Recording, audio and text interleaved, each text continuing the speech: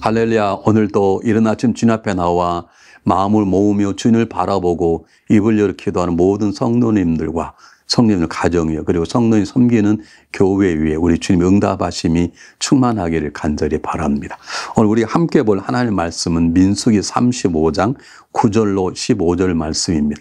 민수기 35장 9절로 15절 말씀 제가 봉독하겠습니다. 여호와께서 또 모세에게 말씀하여 이르시되 이스라엘 자손에게 말하여 그들에게 이르라. 너희가 요단강을 건너 가나안 땅에 들어가거든 너희를 위하여 성읍을 도피성으로 정하여 부지 중에 살인자가 그리로 피하게 하라. 이는 너희가 복수할 자에게 도피하는 성을 삼아 살인자가 회중 앞에서 서서 판결을 받기까지 죽지 않게 하기 위함이니라. 너희가 줄 성읍 중에 6을 도피성에 되게 하되 새 성읍은 요단 이쪽에 두고 새 성읍은 가나안 땅에 두어 도피성에 되게 하라.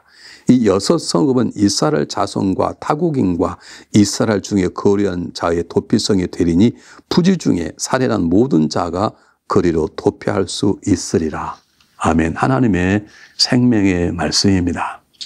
우리가 구약의 도피성은 너무나 잘 압니다. 한 목사님을 통해서 많이 설교도 들었고 성경꿈을 통해서 이 도피성은 이 땅에 오신 예수 그리스도 모습을 미리 보여주는 것이다 라고 하는 것을 많이 배웠을 것입니다. 오늘 이 도피성을 얘기를 한다면 우리가 잊지 말아야 될 것은 하나님 우리의 모든 그 연약함을 너무나 잘 아는 것입니다. 실수로 사람을 죽일 수 있다는 것은 사람은 그런 연약함을 가지고 있는 존재임을 아는 것입니다. 그리고 그 잘못된 실수로 인해서 또 다른 어려운 일을 벌이지 않도록 하나님 우리를 지키시고 세워주시기를 원하는 것입니다. 이건 하나님의 마음일 뿐만 아니라 우리가 그런 마음을 갖기를 원하는 것입니다. 누군가가 나에게 잘못했을 때 악한 마음으로 대하는 게 아니라 저 사람이 어쩌면 무슨 이유가 있을 거야 라고 생각 한번 해보라는 것이죠. 그리고 그냥 다 쫓아가서 값을 갚는 것이 아니라 기다려보고 헤아려보고 시간을 가지고 더 깊이 기도하며 생각해 보라는 뜻과 같은 것입니다. 어쨌든 하나님께서는 도피성 6을 두어서 가장 가까운 곳에 사람들이 쉽게 찾아갈 수 있도록 이스라엘 땅에 6개의 도피성을 두었습니다. 그리고 정말 실수로 사람을 죽인 사람이 억울하게 죽임을 당하지 않도록 하나님께서는 그들이 가장 가까운 쉽게 올 수 있는 곳에 도피성을 두어서 그를 피하는 자들을 그 누구도 손이 되지 못하도록 하나님께서 보호해 주셨습니다. 그러므로 우리가 이 도피성을 둘 때 마음속에 먼저 가져야 될 게 있습니다. 우리가 사람을 쉽게 판단해서는 안 되겠다는 것이죠. 우리가 사람을 쉽게 점수를 매겨서 안 되겠다는 거죠. 아, 그 사람 그러게? 그 사람 나쁜 사람이네? 아, 그 사람 죽였어? 아, 그도 사형 당해야 되지? 이렇게 쉽게 판단하지 말라는 것입니다. 하나님께서도 우리를 위해서 그리 하시는데 우리도 당연히 그래야 되지 않겠습니까? 제가 목회하면서 가장 어려웠던 게 뭐냐면 물론 교회를 지나면서 교회가 이제 그런 게 많이 잘 없어졌습니다만은 처음 와서 교인이 300, 400 제일 어려웠던 건 저를 생각 안 나는 분이 저에게 찾아오셔서 목사님 그분 조심하십시오. 이런 분들이 몇 분이 계셨어요. 저는 그분을 마음을 알아요. 정말을 저를 위해서 제 목회가 쉬울 수 있도록 제 목회가 실수하지 않도록 얘기하는 걸 제가 알아요. 그런데 문제가 뭐냐면 지나고 나면 내가 조심할 분이 정말로 좋으신 분이 발견되었고 놀랍게도 저에게 조심하라고 했던 분하고 또 얼마나 가까운 사이가 되어버린지 모릅니다. 제가 그때 배운 것입니다. 아, 우리가 너무 쉽게 판단해서는 안 되는 것이구나. 우리가 어떻게 생각하면 왼수 같은 사람 지나고 나면 놀랍게도 나의 가장 가까운 전우가 될 수 있습니다. 어느 날 결혼 35년 하신 분을 만나게 되었습니다. 그 가정에 처음으로 35년 결혼 축하, 목사님 예배가 필요합니다. 제가 예배를 드렸는데 놀라운 보고를 받았어요. 이 보고란 말이 참 이상하지만 그 자매님께서 부인 되시는 권사님께서 목사님 제가 사실 선을 보고 지금 이 아빠를 굉장히 싫어했습니다. 사실 몇 번 만나기도 하고 됐는데 나는 이 사람은 정말 나하고 안 맞다. 근데 어떻게 하니 결혼하게 됐는데요.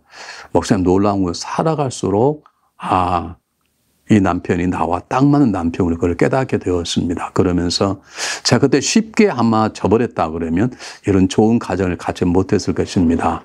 라고 하는 제가 보고를 들은 적이 있습니다. 그렇습니다. 어떤 사람이 사람이 죽였다면 무조건 살인자라고 하지 말아야 될 것입니다. 하나님은 아십니다. 오늘 우리 안에도 이런 일이 수없이 많이 일어날 수 있기에 하나님께서는 가장 가까운 곳에 쉽게 억울함 자리를 피할 수 있도록 도피성을 주시는 것입니다. 어떻게 생각하면 우리하고는 전혀 다른 상황이기 때문에 뭐 읽을 필요가 있나 그러는데 이런 도피성의 대표적인 분이 누구십니까? 예수 그리스도이십니다. 진정한 우리의 도피성은 예수 그리스도이십니다.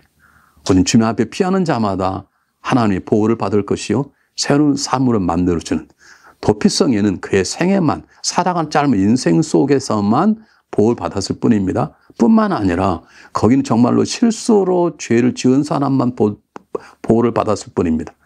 그런데 예수 그리스도는 완전한 도피성입니다.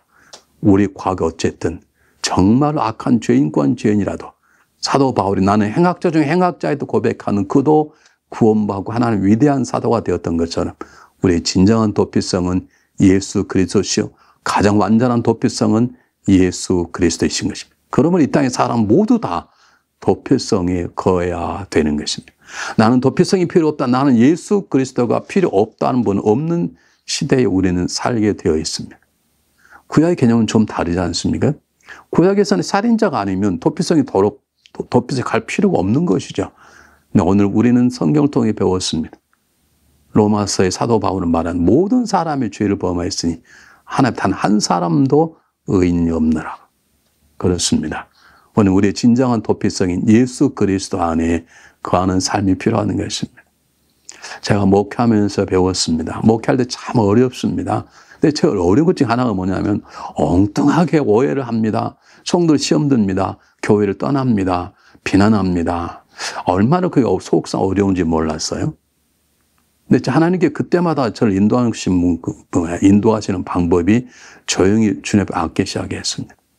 제가 그때마다 했던 게 우리 집사람하고 조용히 와서 우리 교회가 1시간씩 기도하자. 우리 집사님 물어요. 당신 왜 갑자기 무슨 이유 때문에? 저는 말하지 않았습니다. 그냥 기도할 제목이 있으니까 당신도 기도할 제목이 있잖아. 그러니까 집에서 하지 말고 오늘부터는 당분간 교회 가서 하자고. 그래서 교회에서 9시와 10시까지 1시간씩 조용히 기도했습니다.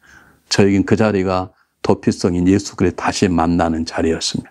그때마다 주님이 제 마음을 만져주시고 저의 깨달음을 주셔서 저 잘못도 알게 하시고 억울한 마음도 상처도 치료받게 하셔서 오늘 오게 하셨습니다.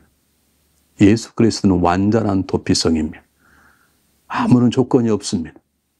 그분에게 달려가기만 하면 그분은 안아주시고 우리를 받아주시고 새로운 존재로 세워주시고 우리 함께 하시며 우리 앞서간 길을 여시고 함께 하시며 도우시고 뒤따라오시며 우리의 삶을 지키시고 보호해 주실 것입니다.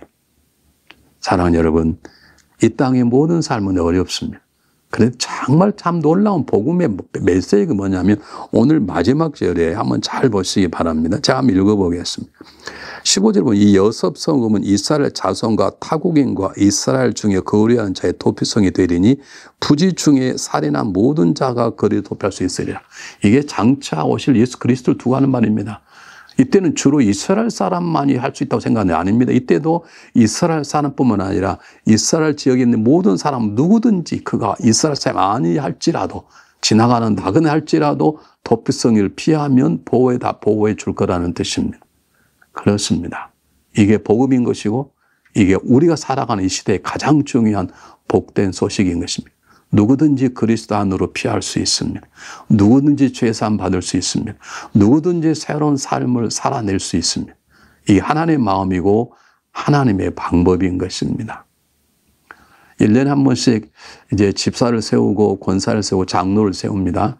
근데 권사와 장로는 제 뜻대로 세우지 않고 성도들에게 묻고 투표를 하여 정합니다. 그런데 집사는 제가 상황을 제일 잘 알기 때문에 제가 이제 교와 의논을 해서 집사는 제가 알아서 결정하겠습니다. 그러면 성도들이 따라와 주었어요. 근데 꼭 그런 분이 계셨어요. 꼭 한두 분. 목사님 그분은 아직 직사감이 아닙니다. 어릴 수 있습니다. 그러나 여러분 우리는 주님의 은혜로 집사가 되고 주님의 은혜로 권사가 되고 장로가 되고 목사가 되는 것입니다. 딱 자로 재서 집사감이 되고 권사감이 되고 장로 목사감이 되기 때문에 되는 게 아닙니다. 저는 목사의 능력이 있기 때문에 목사가 되었다고 생각하지 않습니다. 이거는 하나님의 은혜로 목사가 된 것입니다. 오늘 우리 하나님 은혜로 보면 사랑하지 못할 존재가 없고, 하나님 은혜로 보면 우리 용서하지 못할 존재가 없고, 하나님 은혜로 보면 함께하지 못할 존재가 없는 것입니다. 오늘 새로운 삶을 살아가는 우리들에게 주님께서 우리 도피성이 되어주시고 그 안에 거하는 우리 모두의 삶 가운데 그리스도의 사랑, 그리스도의 능력을 세상에 전하도록 우리 모두를 사용해 주실 것을 믿습니다. 기도하겠습니다. 우리의 진정한 도피성 되시는 주님, 우리의 과거를 묻지 아니하고 우리 크고 작은 죄의 무게와 질을 따지지 않고 품어주시고 너는 내 자녀라고 하나님 하나님의 은혜에 감사를 드립니다. 우리의 과거를 따지 않고 우리를 하나님의 종으로 세워주심을 감사합니다. 바울이 자기를 소개할 때는 행악자의 고백했던 것처럼 우리는 지난 과거에 부끄러움 있지 않았지만 하나님의 은혜로 담대하게 일할 수 있도록 기회를 주시고 사용해 주시니 감사합니다. 주님의 놀라운 사랑이 우리의 삶을 바꾸게 도와주시며 우리의 삶이 힘이 되며 우리의 삶이 원동력이 될 수 있도록 저희들에게 믿음의 믿음을 더하여 주시옵소서. 예수 그리스도의 이름으로 감사하오며 간절히 기도하옵나이다. 아멘.